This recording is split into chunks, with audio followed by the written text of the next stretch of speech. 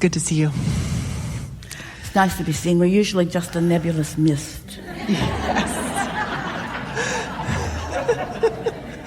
Well, I like your mistness. I just want to say thank you, too, because I actually haven't been listening to you that much like in the last year, but in the last month I've been listening a lot more. Well, like 2 months. But I feel like you're with me all the time. Like, I don't feel like I really need to listen as much. Like, I just... You don't need this in this format, yes. Any of you at all, ever. Because you are an extension of source energy, and your inner being is aware of you all the time. We're just helping you to figure out how to hear what your inner being has been offering all along. Yeah. So I have a question about a couple of things. One is about success. And I have a lot of areas in my life where I have felt successful, like in my relationship. We really have to dissect, or at least identify, what success is. It the manifestation? Is it this? I'm talking about the feeling of success. Then call it that. Make that really clear to yourself, because what success usually means is I've arrived, but you're never going to be done with that. And so success is a tricky word for most people. And so maybe you mean something different. Yeah, actually, I can see what you're saying, because I think I've got multiple things going around it, I think. Here's the way we would look at it, knowing what we know, and now knowing what you might know as a result of what we've talked about already here today. I lived, I saw, I ask, and that thing that I've asked for will manifest eventually into what most people call success. But I'm going to call its existence success.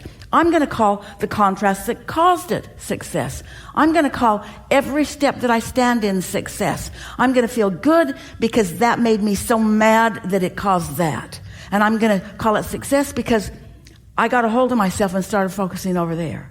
And I'm going to call it success because now I'm not even bothered by that anymore. I'm just appreciative, thankful that this exists. And I'm going to call it success because my inner being is all over it, and I know what that means. And I'm going to call it success because I'm on the path of creation. And I'm going to call it success because what's in the vortex it's already existing. And I'm going to call it success because once it's in there, it is going to manifest as soon as I let it. And I'm going to call it success because I feel good and I know I'm letting it. And I feel good and I know I'm letting it. And I feel good and I know I'm letting it. And people that don't understand this might say, what are you so happy about? You say, oh, I'm having great success. And they'll say, what do you mean you're having success? And you'll say, I've created really a magnificent thing. And they'll say, where is it? And you say, well, you can't see it or hear it or smell it or taste it or touch it yet. But that doesn't sound like success. Oh, but it is. And you really know that it is. You know that it is. You're not just kidding yourself. You know. Because you've lived enough. There's not a shred of evidence to the contrary of anything that you've heard here today. There's nothing that doesn't describe and inform and support everything that we're talking to you about these laws of the universe. And so we'd call success feeling good. We'd call success pointing at what I want. We'd call success being aware of how it works.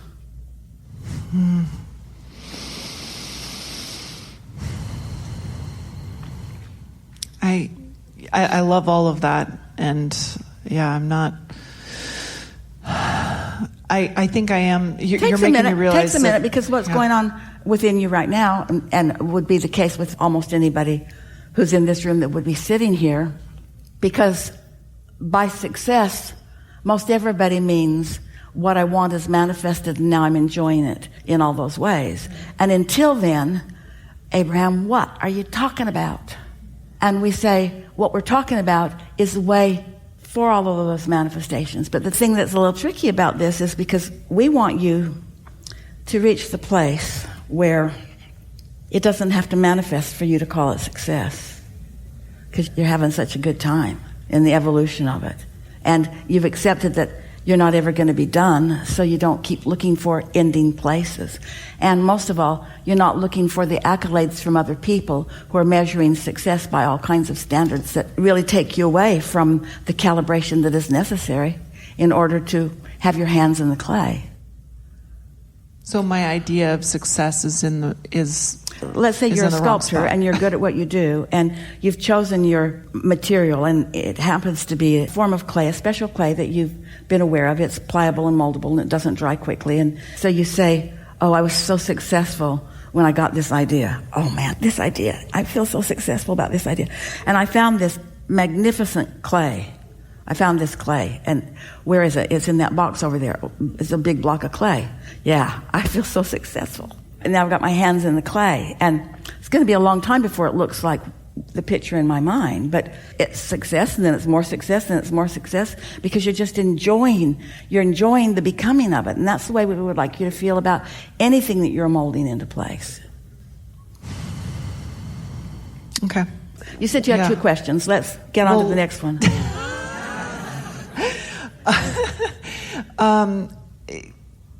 Let's see here. So one of the things that happened recently was restarting this business again, and when I was inspired to start working with this business consultant who knows about social media and blah blah blah.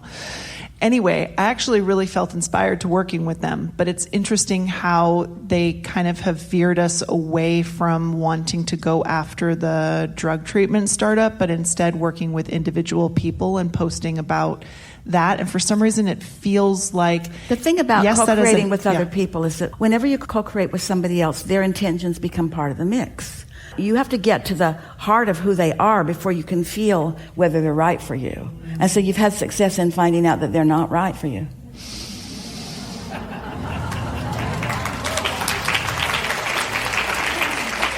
I don't know if I would agree with that. I feel like they've had maybe you feel something different, but I feel like they've been giving us a lot of guidance and like teaching us a lot about what they've learned. So you didn't mean what you just said? Well, no, what I meant was that I really value what they're saying, but at the same time, it feels like... They took you away from your intentions. It feels a little bit like we're going after something. It's like we're having to do something to get to something, and that feels weird to me. It feels like we're having to do something else to get to where we want to go. Well, we are not encouraging opposition to that, because everything is in the state of becoming, and sometimes you have to have some sort of discord for you to get clear about what it is you're wanting. And so once you get clear about what it is that you're wanting, then you can feel the harmonics of them or not when you get clear. But if you're having to wrestle them to the ground in order to get it to go the way you want it, then there are easier paths. And the thing about so many is that most of you are not willing to take the path of least resistance because you feel invested in the struggle that you've already taken.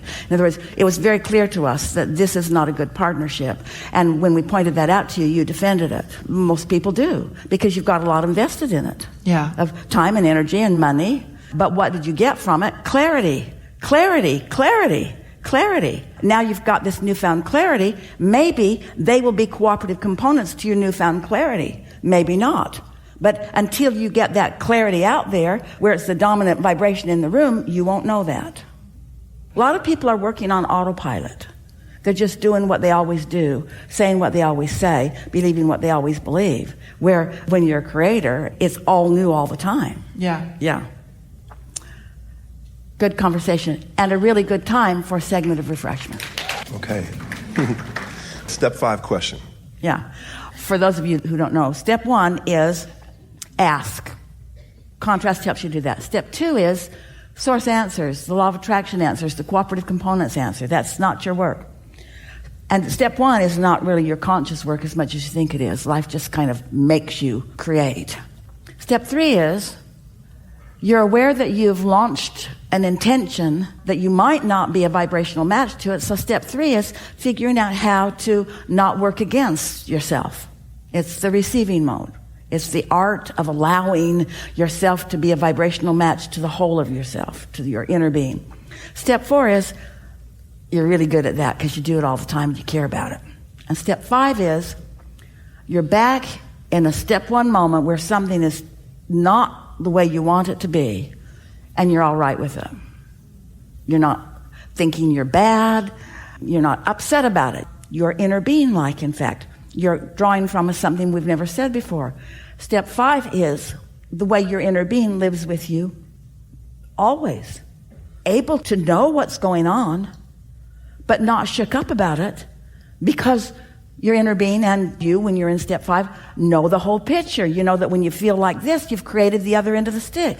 You know that something that is really, really, really, really not wanted is causing an equivalent, really, really, really what is wanted to be active. And so the rocket launching that we've been talking about for all of these years is the other end of the stick, just activated equally. The vortex that we've been talking about for all of these years is just the other end of the stick that is active.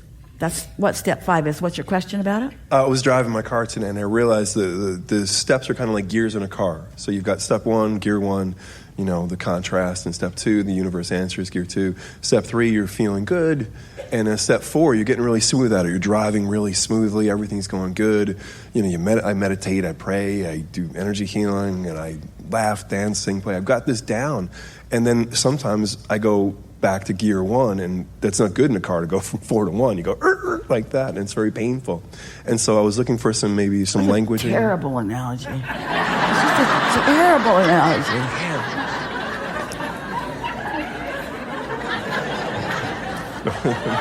Well, let's see if we can fix it for you. Okay.